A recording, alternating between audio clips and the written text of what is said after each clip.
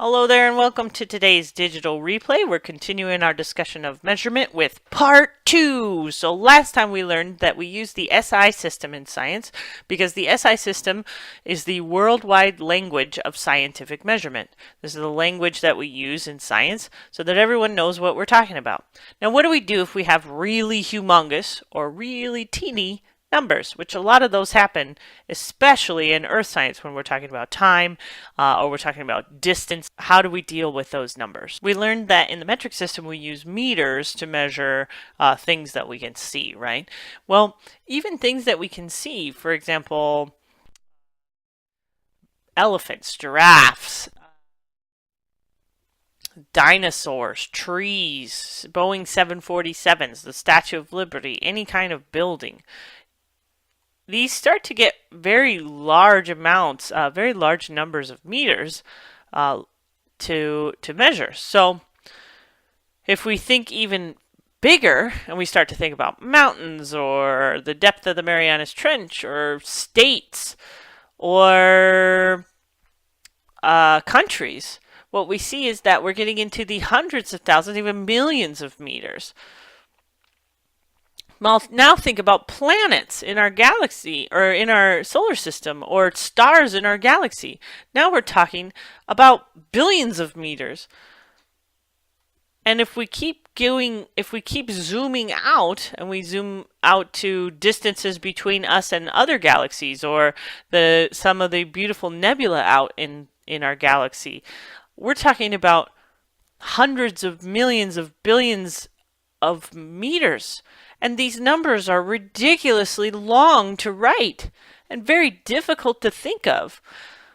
Well, if we go the other way and we think about zooming into the very tiny, even to our cells and the parts that make us up, we're talking about numbers that are so small that there's just so many zeros ahead of it. Now, what if you even think about like viruses or DNA, the size of DNA? We're thinking about these fractions of a meter, these very, very tiny fractions of a meter. Molecules, atoms, very, very tiny fractions of a meter. It's very difficult to write all these zeros, to write these crazy tiny or crazy big numbers. So we need to come up with a way to talk about these very big and very small numbers so that we're not spending so much time writing all these zeros. In science, when we use very large or very small numbers, we use something called scientific notation. And scientific notation is a way to handle the very large and very small numbers. We always write every number in scientific notation the same way. We have a base, which in scientific notation is base 10. We have a exponent that tells us how many places to the right or to the left the decimal goes. This tells us if it's a really big number. If the exponent is positive, this tells us it's a really big number. And if the exponent is negative, it tells us that the number is very, very small. We also have a value in the ones place. Nothing before the ones place. No tens, no hundreds, just the ones. A decimal point, and then any number of values, as many numbers as is necessary after the decimal to make this value correct. Now, this is all well and good. I can explain this until I'm blue in the face, but let's do some actual examples. So let's take the example of 700 million. Let's write this number in scientific notation. We start first with our base, which in scientific notation, again, is base 10. So we start first by writing base 10. We write the number that will be in the ones place, which in this case will be 7. The number that will be in the ones place will be 7. And then we write a decimal point because that's how scientific notation always goes. Number in the ones place, decimal point. And then what value is after the 7? Well, there's only a 0. There's no value after the 7. So we'll just put a 0. Okay. Now, we pretend that we have a decimal point way over here at the end. Because that's technically where there is a decimal point. Now we count how many places we have to move the decimal in order to get 7.0. So let's count. 1, 2, 3, 4, 5, 6, 7, 8. We had to move the decimal place 8 places. Now remember, this is a very large number, which means that our exponent is going to be positive. So our exponent is positive 8. Let's try a really small number and see if it's any different. Okay, here's our really small number. Start with the base 10. You know that every number in scientific notation has it, so base 10. Our number in the ones place is going to be 3. When we move that decimal place over, this is the first number we run into, is a 3. Is there anything after the 3? Oh, probably no. So we're going to use 0 in this case, so 3.0. So now we have to figure out how many places we have to move the decimal to get 3.0. So let's count. 1, 2, 3, 4, 5, 6, 7, 8. 8 places. And this is a very small number, so our exponent is going to be negative. -8. Let's try a few practice problems. 3,400. This is a pretty easy number to write, but it's a good one for practice. So start with what we always start with, which is the base 10. And what is our number going to be in the ones place? Well, it's going to be the 3. Uh-oh, there's another number here. Yeah, it's easy enough. We'll do 3.4. See how I did that? This number is in the ones place, and this value comes after the decimal. 3.4. I would never write 34 times 10 to the whatever. That's not how scientific notation works. We have one number in the ones place, no tens, no hundreds. One number in the ones place, and then all of the numbers that come after. 3.4. Now, how many places will we have to move our little imaginary decimal? 1, 2, 3 places. 3 places, and this is a big number, so that number is positive. So 3.4 times 10 to the third. Cool. Okay, here's a really small number. Notice it's just a fraction, a tiny, tiny fraction. Start with what? Every time, start with that base 10. You'll never go wrong. And then the first number we run into is a 2. So that number is going to go into our ones place. And then any of the numbers that come after that 2 come after the decimal. 2.3. All right, how many places do we have to move this decimal? 1, 2, 3, 4, 5. 5 places. And this is a really tiny number. So that 5 is going to be negative. 2.3 times 10 to the -5th. All right, 101,000. Woohoo! Starting with that base 10. 101,000. Okay, 1. Oh, we're going to put the decimal right after that because there's only one number that goes in that first place. Uh-oh, but there's some other numbers that come after the 1. Is this okay to write? Absolutely. You want to put as many numbers as you know after that decimal point. Here's our pretend decimal point. How many ways do we have to move it? 1, 2, 3, 4, 5 to get 1.01. And this is a very large number, so our exponent is positive. What if we want to go the other way? So say we have a number in scientific notation and we want to make it into standard notation, which is the normal way of writing it. Well, let's take an example. 4.2 times 10 to the 8th. Okay, this is a really big number, right? Because our exponent is positive. So 4.2 times 10 to the 8. We know that there's a 4 and a 2. We know we got to make this a really big number. So let's move this decimal point to the right to make this number bigger. 4.2. 1, 2, 3, 4, 5, 6, 7, 8. Whew! Look at all those zeros we had to write. What if we had a really tiny number, like 1.9 times 10 to the -8? Well, we're going to write our 1 and our 9. We can take our decimal place and move it 8 places to the left. 1, 2, 3, 4, 5, 6, 7, 8. Huh! Look at that teeny tiny fraction. Here's some more practice converting to standard notation. 2.3 times 10 to the 4th. Here we have a large number. 2, 3. How many places we move in this decimal? 4. So let's go. 1, 2, 3, 4. We're going to have to put in 1, 2, 3 zeros. Now that might be hard to see, so the next one I'll do a little differently. 1.76 times 10 to the -3rd. We know that we're going to have 1, 7, and 6 in our value. We also know there's a decimal point right here. And we're going to move to the left to make this a smaller number. 3 places. 1. So now the decimal place is 0.1, so now it's here. 2. Now we have 0.01, 3.00176. Last one, this is another very small number, so we're going to move our decimal point again to the left. But first, let's start off with what we know, which is 1.901.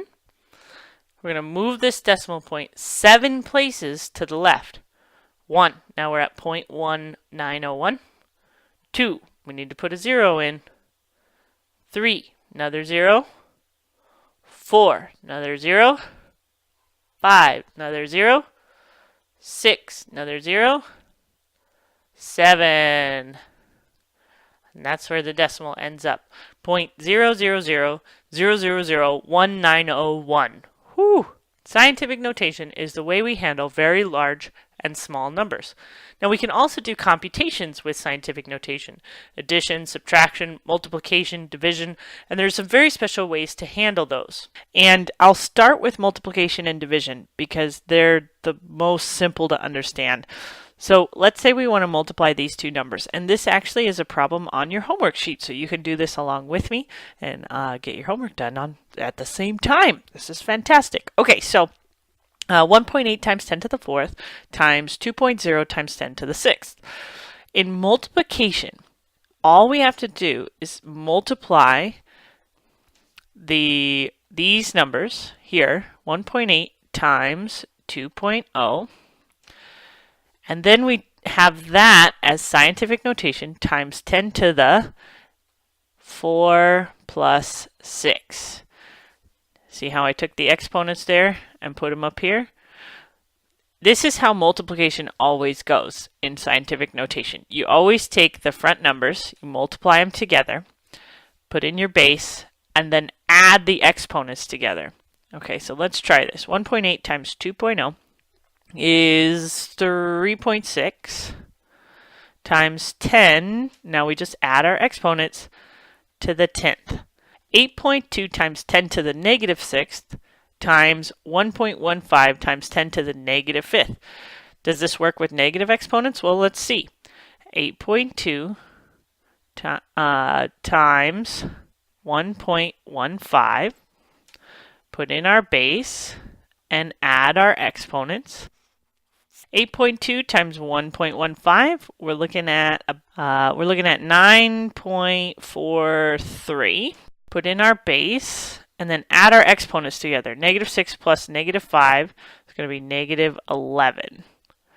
Hey, it worked! If I plug that into my calculator, the answer is correct. Now, what if I want to divide using scientific notation? Well, that's just as easy.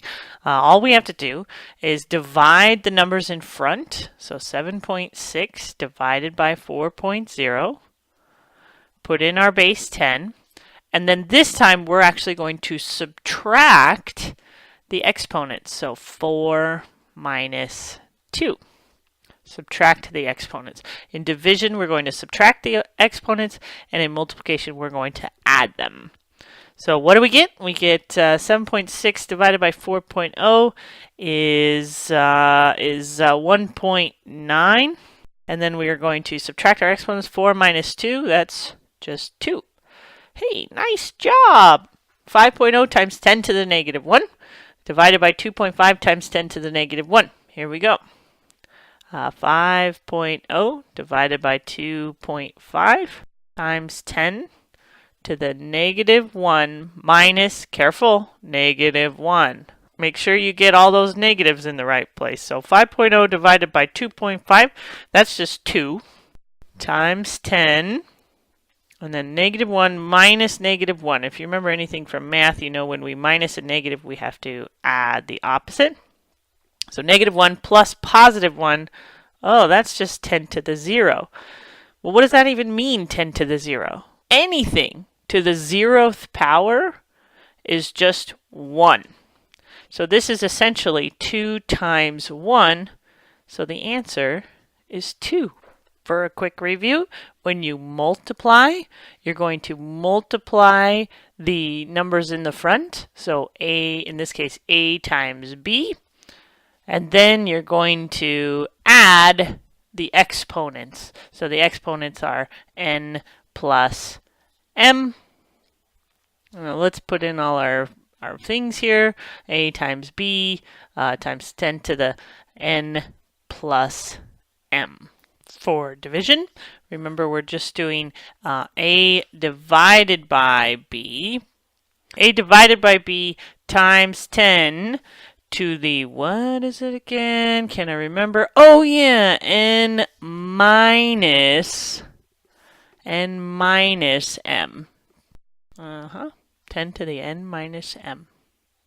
Addition and subtraction are slightly different, but at least they both follow the same rules. So let's try this problem again from your homework.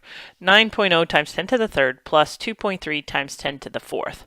We cannot add these numbers just straight up, because what we're looking at is 9, 0, 0, 0, 1, 2, 1, 1, 2, 3, and 2, 3, 0, 0, 0. So we could write them out and add them this way when they're this small, but if these exponents get any bigger, it's a lot of zeros. So we can't just write 9.0 plus 2.3 because they don't fit up, they don't line up if we were to add them together the old-fashioned way. So what we have to do is we have to change them so that the exponents are the same. We got to make the exponents the same. And the easiest way to do that is to take the bigger one and make it smaller. So let me show you what I mean. We can have 9.0 times 10 to the third plus, let's make this one to a 3. So if we make this one to a 3, what we're essentially doing is moving the decimal place back 1, right? So we're going to have 23 times 10 to the third. So now we have 9 plus 23, and 9 plus 23 is 32. So we'll have 32 times 10 to the third, but we learned that's not how you write in scientific notation. So what we have to do instead is move that decimal place over one more. So we're going to have 3.2 times 10 to the fourth. Let's try another one. 1.5 times 10 to the third plus 5.2 times 10 to the fifth. Again, we can't just straight up add these numbers together because their exponents are not the same. So let's change the bigger exponent to the smaller one. So we'll have 1.5 times 10 to the third plus, this is 2 away from this, right? 5 is 2 away from 3. So we'll go 5, 2, 0. So we'll move this decimal place over 2 places. 5, 2, 0 times 10 to the third. Now we have 520 plus 1.5. Now we can just straight up add those. So we'll have 521.5 times 10 to the third. Again, this is not how we write in scientific notation, so we need to move this decimal place over 2 places to the left. 2 places to the left means we're going to add to this number, so it's going to be a 3 plus 2. So we'll have 5.215 times 10 to the fifth is the answer. The same is true for subtraction. You have to have the exponents matching, and it's still easier to make the bigger exponent match the smaller one. So 8.0 becomes, we got to move the decimal place over to the right 2 places. 2 places, so 8.0 times 10 to the fourth becomes 800 times 10 to the second. Subtract 2.7 times 10 to the second. Now we can just subtract these two numbers, and 800 minus 2.7 is 797.3 times 10 to the second. Again, not how we write in scientific notation. So we're going to have to move this decimal place over to the left 2 places, making this 2 degrees of 10 larger, so it'll be 7.973 times 10 to the fourth. So the rule for addition and subtraction is make the exponents match, then do the computation. That's been Digital Replay. See you next time.